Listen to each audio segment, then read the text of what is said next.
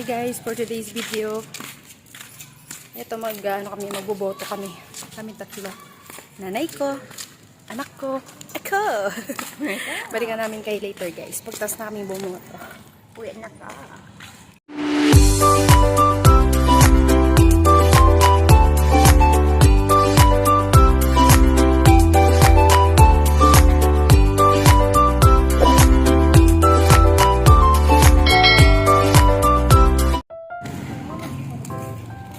Maglola. So dito na kami sa may Pampanga High School.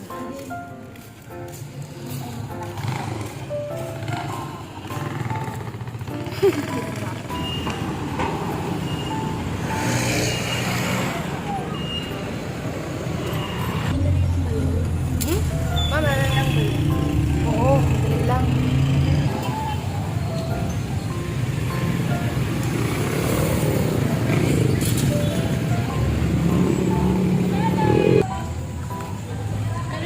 So guys, nandito na kami sa may loob ng school na Dolores. Hanap kami ng presinto. Dari ma, tanatin na natin.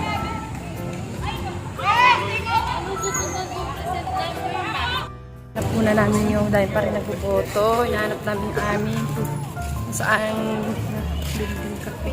Building sa Paikishi building. Boto na kami.